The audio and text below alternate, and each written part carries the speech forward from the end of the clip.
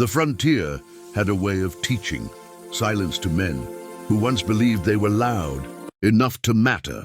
Ilias Crow had learned that lesson early, and by the time the wheat fields around his small homestead bowed under the weight of summer wind, he had already made peace with being unnoticed. He was not weak nor stupid, nor cowardly, only quiet in a land that rewarded fists, gunfire, and shouting. His farm lay far from the town's false laughter, far from the saloons where men proved themselves with bruises, and women proved themselves with smiles. They didn't mean Elias preferred the rhythm of soil under his nails, the ache of honest labor, and the comfort of dusk settling gently over the plains. He lived alone, not because he hated people, but because people had always found it easy to forget him, and he had learned to survive being forgotten. That was before he saw her. She stood at the edge of the cottonwoods, like something torn from legend and dropped into the dust of his life. Taller than any man he knew, her shadow stretched long across the ground, merging with the earth as if she belonged to it more than the sky above. Her hair was black as a moonless night, braided thick and heavy down her back, and her shoulders were broad with strength earned through survival, not indulgence. She wore the marks of her people in the beads and leather that clung to her frame, but there was nothing decorative about her presence. She was not there to be admired. She was there because the world had pushed her to that point, and nowhere else would take her. Elias froze, his breath catching like a guilty secret. He had heard stories of the Apache, told in whispers, twisted by fear, sharpened by lies. But none of those stories had prepared him for the way her eyes looked when they met his. There was no threat in them, no softness either, only exhaustion layered over something deeper, something aching and raw. Pain, perhaps, or loneliness so vast it had learned how to stand upright. She spoke first, her voice low and steady, thick with an accent shaped by another world. "I will not hurt you." Elias nodded too quickly, ashamed of the relief flooding his chest. I wasn't thinking you would," he said, then cursed himself for how foolish it sounded. He gestured weakly toward the farmhouse. Are you lost?" Her mouth tightened, not in anger, but in something closer to grief. "I am without a place," she said, "without a man, and it hurts." The words struck him harder than any accusation could have. He didn't ask what she meant. Somehow he understood. In this land, being without a man was more than loneliness. It was vulnerability, hunger, danger, a slow erasure. Her name was Ayana. She did not offer it easily, and when she did, it felt like a fragile thing laid carefully between them.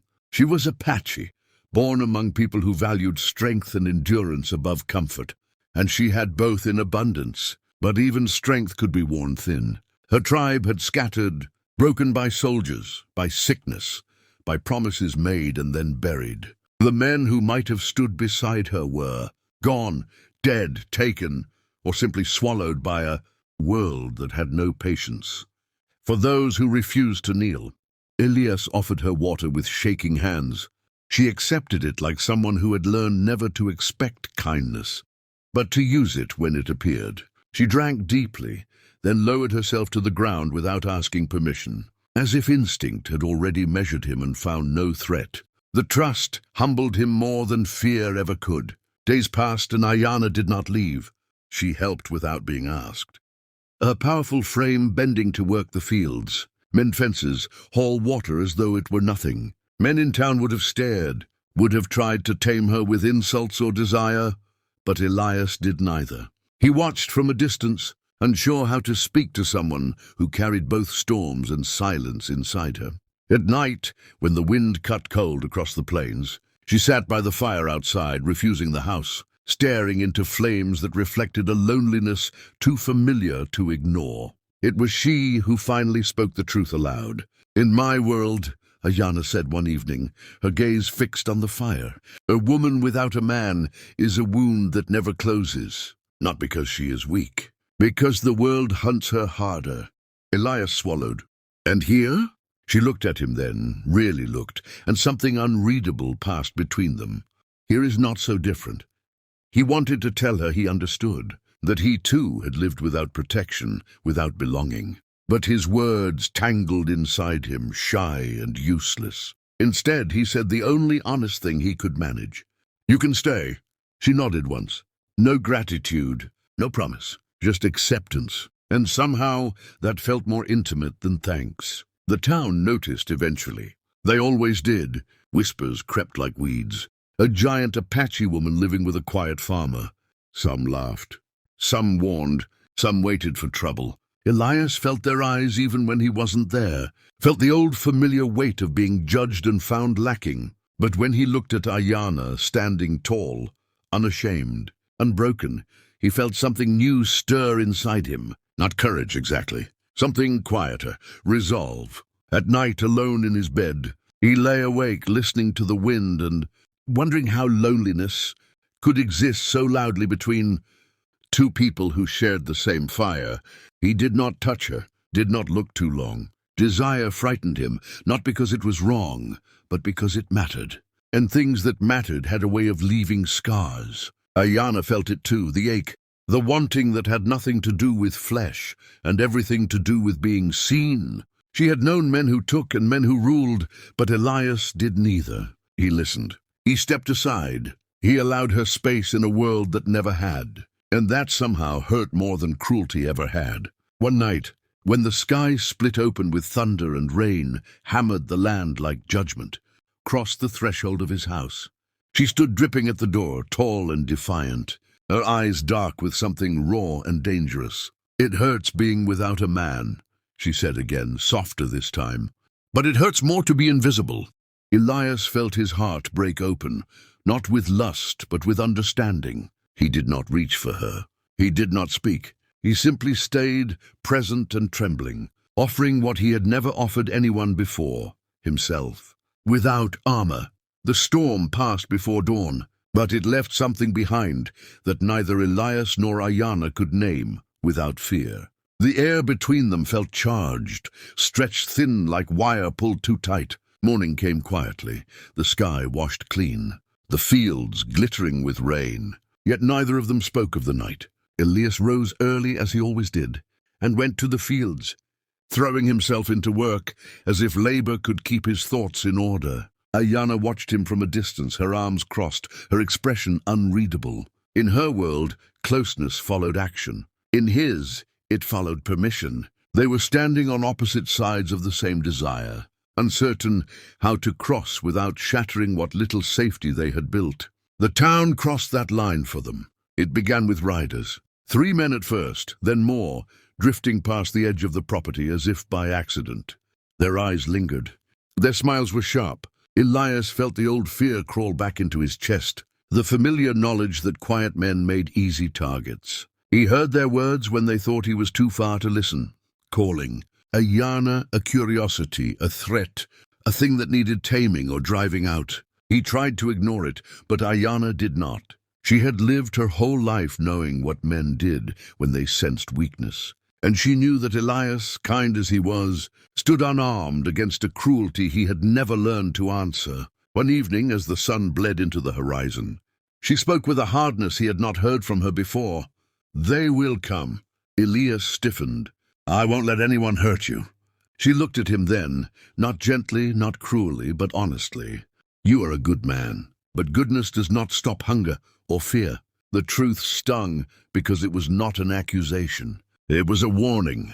That night Elias lay awake, listening to the creak of the house and the distant howl of coyotes. And for the first time in his life, he wished he was someone else, louder, stronger, the kind of man the world respected without question. But when morning came, all he had was himself and the choice of what to do with that. The riders came at dusk 2 days later. 5 of them this time, horses kicking up dust, rifles slung carelessly as if violence were nothing more than a pastime. Elias stepped out onto the porch before Ayana could stop him. His heart hammered so hard he thought it might betray him. But he stood his ground, hands visible, voice steady despite the tremor in his chest. "This is my land," he said. "You have no business here." Laughter answered him. One of the men spat into the dirt. "Funny thing about land," he said. "Belongs to whoever can keep it." Before Elias could respond, Ayana moved. She did not rush. She did not threaten. She simply stepped forward, her full height impossible to ignore, her presence heavy with a promise she did not need to speak. The men fell quiet. They had expected fear. They had expected submission. What they found instead was a woman who had survived loss, so complete it had stripped her of the luxury of doubt. "You will leave," she said. "Now." For a moment, Elias thought it might work. That strength, undeniable and unashamed, might be enough. But the world had never been kind to women who stood tall, and it had never forgiven men who stood quietly beside them. One of the riders lifted his rifle just enough to make his intent clear. Everything happened too fast. Ayanna moved between the man and Elias without hesitation. Elias felt his body react before his mind caught up. Grabbing the nearest tool, a rusted pitchfork, useless against guns, but all he had. The sound of a shot cracked through the air, sharp and final, and for a heartbeat, the world held its breath. The bullet tore into Ayanna's shoulder. She did not scream. She staggered, teeth clenched, eyes blazing with pain and fury. Elias felt something inside him snap, not fear, not even anger, but a fierce, terrifying clarity. He charged, not thinking of consequences, only of her falling, of losing the one person who had seen him and stayed. The men, startled by resistance they hadn't expected, scattered under the chaos, their courage dissolving when violence was no longer one-sided. When it was over, the dust settled into silence, broken only by Ayanna's ragged breathing. Elias knelt beside her, hands shaking as he pressed cloth to her wound. "I'm sorry," he whispered, the words meaningless and necessary all at once. "I should have." She caught his wrist with surprising strength. "Do not apologize," she said through clenched teeth. "You stood." He stayed with her through the night, cleaning the wound, holding her steady when the pain threatened to pull her under. There was no space for shyness then, no room for doubt, only closeness born of necessity and truth. At some point, exhaustion claimed them both, and Elias found himself half awake, Ayanna's head resting against his chest, her breathing slow and even. The weight of her there felt right in a way nothing ever had. When she woke, the world had changed. She looked at him differently, not as a man to protect her, nor one to hide behind, but as an equal who had chosen her despite the cost. "In my people's way," she said quietly, "a man who stands when he is afraid is stronger than one who never fears." Elias swallowed. "I was terrified." Her lips curved into the faintest smile. "I know." They did not rush what came next. Love did not explode between them in fire or hunger. It grew slowly, painfully, like something fragile learning it was, safe to exist. Elias touched her hand one evening, tentative as a question. She did not pull away.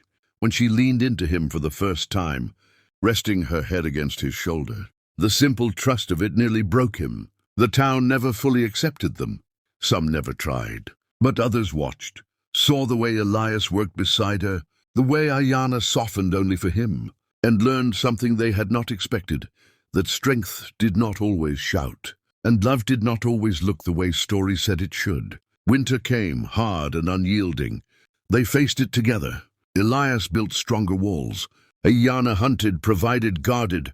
They learned each other's silences, each other's scars. Some nights were filled with quiet laughter, others with the ache of memories that could not be erased. But they did not face those nights alone. One evening, as snow fell thick and heavy, Ayanna spoke the words that had once been a wound. "It hurt being without a man," she said, her voice soft.